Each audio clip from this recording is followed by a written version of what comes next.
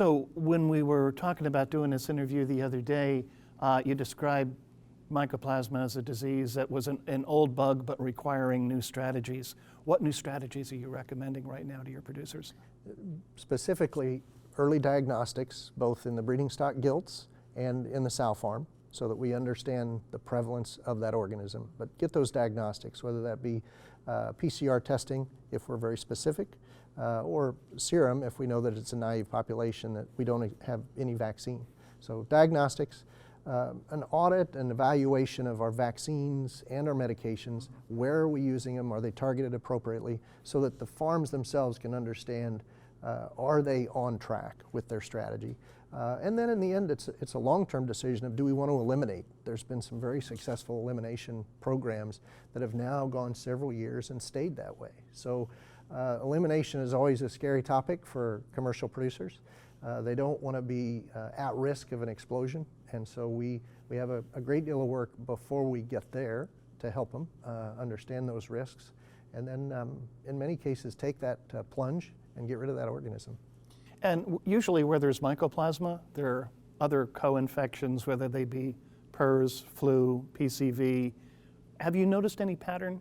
If a herd does have Mycoplasma, do they tend to be more susceptible to some other viral diseases? Well, I would say that the environments and the management strategies that can lead to activity of any of those organisms or all of those organisms go together. And so if there's instability in a gilt population, it could be to any one or all four of those that you described. So gauging where we are with our gilt development strategy and how closely we have identified the prevalence in our gilt development strategy helps us understand, have we taken the right approach for control.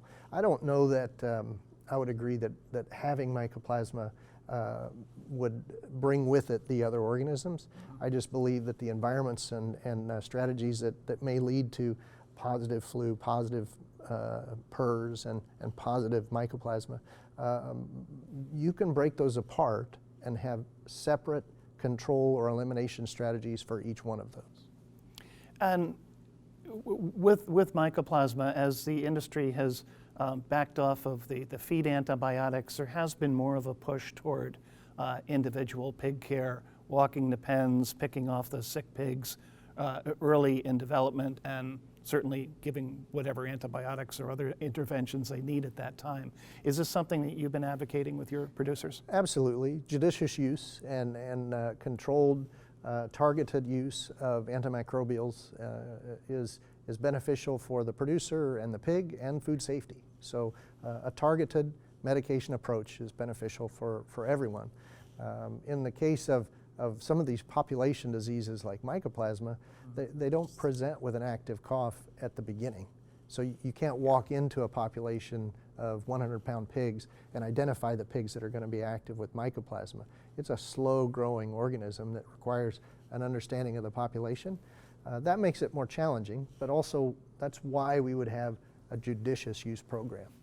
As you said, Bill, it's an old bug, one that demands new strategies and ideas, so it seems like you're bringing a lot to the table. Absolutely. Thank you. We've been talking to Dr. Bill Hollis. He is a veterinarian at Carthage Veterinary Service. Thanks again for coming by. Thanks, Joe.